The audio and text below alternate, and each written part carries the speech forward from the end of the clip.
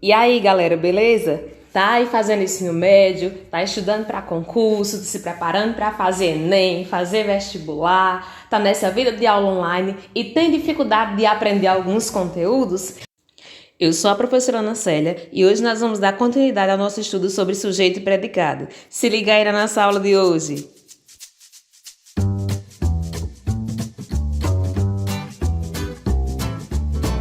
Para a gente compreender o que é sujeito e o que é predicado, nós encontramos nos livros, nas gramáticas, na internet, em tudo que nós vamos pesquisar, essa expressão. Termos essenciais da oração. E o que são essenciais? Termos essenciais são as partes mais importantes. Quais são as partes mais importantes de uma oração? Sujeito e predicado. Eu também posso dizer sujeito, verbo, complemento, certo? Tanto faz. Então, quais são as partes principais da oração, essenciais de uma oração? O sujeito e o predicado, certo? Vamos compreender melhor o que é esse sujeito e o que é esse predicado. O sujeito, ele é dividido ou ele é classificado em 5 tipos na língua portuguesa, certo? Quais são esses tipos, certo? Preste atenção. Ele é classificado em simples, composto, oculto ou desinencial, indeterminado e inexistente. Nós vamos compreender cada classificação dessa. Como é que eu vou conseguir classificar, certo? Preste atenção. Quando o sujeito é simples, classificado como simples, ele tem apenas um núcleo. Nós vamos já entender no exemplo o que é esse núcleo, certo? Porque o núcleo a gente estuda lá em ciências, em biologia, né? Que o núcleo é o centro, é a parte mais importante, certo? Quando eu digo assim, o núcleo do ovo, o núcleo da cidade, o núcleo de determinada empresa, certo? Então, é a parte mais importante do sujeito. Então, o sujeito simples, ele vai ter apenas um núcleo. Se o sujeito simples, né, vai ter um núcleo, o sujeito composto vai ter 2 núcleos ou mais. Aí você diz assim, professor, e se eu encontrar uma oração que tenha 50 sujeitos? É composto. Se eu encontrar uma oração que tenha 1 trilhão de sujeitos, é composto. Então, a quantidade de núcleos que vai ter no sujeito composto, ela é infinita. Se tiver 2 ou mais, esse sujeito ele vai ser classificado como composto, tá certo? E quando é que o sujeito é oculto ou desinencial? Você com certeza estudou sujeito oculto, mas hoje muitos livros trazem essa nova palavra. Tanto faz você dizer que o sujeito é oculto ou desinencial. Quando é que ele é oculto ou desinencial? Quando ele não está escrito na oração. Ele existe, eu sei que alguém fez alguma coisa, mas a palavra não vai estar escrita ali naquela oração, certo? Quando é que o sujeito é indeterminado? É quando eu não consigo identificar, eu não consigo descobrir, entender, achar quem fez alguma coisa, certo? Qual foi quem praticou alguma ação? Eu não consigo saber quem. Então, esse sujeito, ele é indeterminado, não dá para determinar quem fez, certo? E para finalizar, o sujeito inexistente. O que é o sujeito inexistente? Tem 3 pontos importantes para a gente identificar um sujeito inexistente. A primeira é quando eu tenho o verbo haver na oração no sentido de existir. Se tiver o verbo haver, é só eu trocar pelo verbo existir que eu vou conseguir compreender. Eu vou ter um sujeito inexistente. Pode ser também quando tiver o verbo fazer ou ser, indicando o tempo passado. Ou ainda quando for fenômeno da natureza, certo? Nessas 3 situações eu vou ter um sujeito inexistente, tá certo?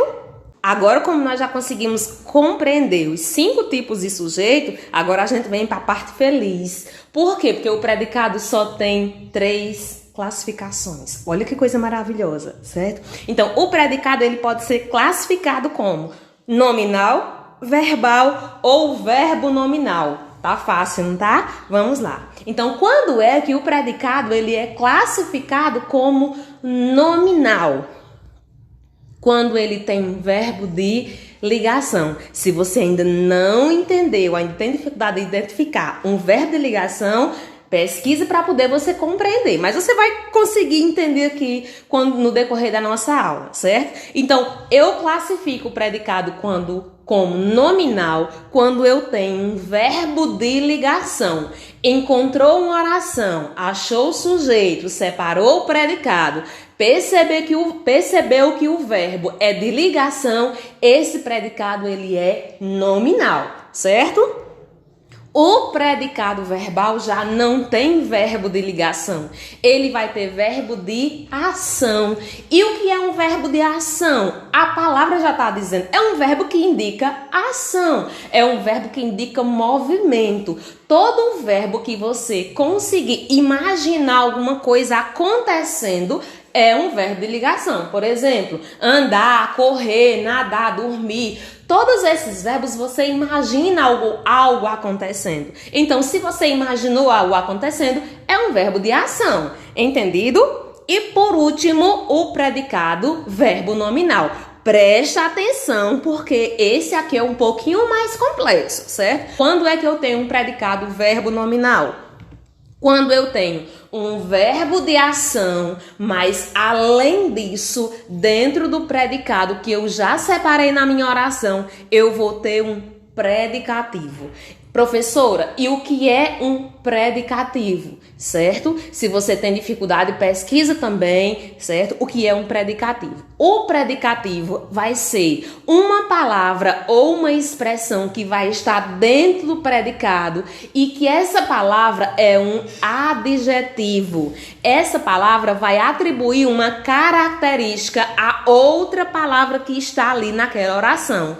Ou vai ser uma característica do sujeito que você já encontrou, no caso vai ser um predicativo do sujeito, ou vai ser de alguma palavra que está dentro do predicado, e essa palavra vai ser um objeto. Lembra que quando a gente for estudar objeto direto e indireto, você já fica ligado. Então, se essa palavra, esse adjetivo, for uma característica de alguma palavra que está no predicado de um objeto, vai ser predicativo do objeto, certo? Em outra aula eu vou explicar para vocês bem direitinho somente sobre predicativo, o que é predicativo do sujeito, o que é predicativo do objeto, para a gente conseguir entender, tá? Então, ó, predicado nominal, verbo de ligação, predicado verbal, verbo de ação, predicado verbo nominal, verbo de ação, mais um predicativo. Ficou compreendido até aqui? Se você tiver alguma dúvida, coloca aqui no comentário para eu te explicar bem direitinho, tá certo? Vamos dar sequência.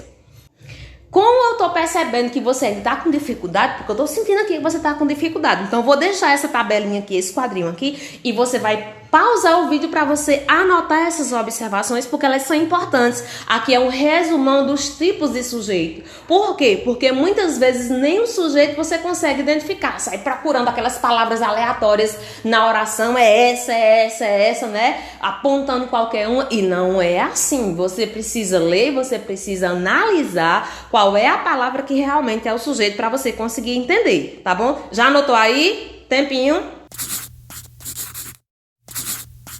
Terminou?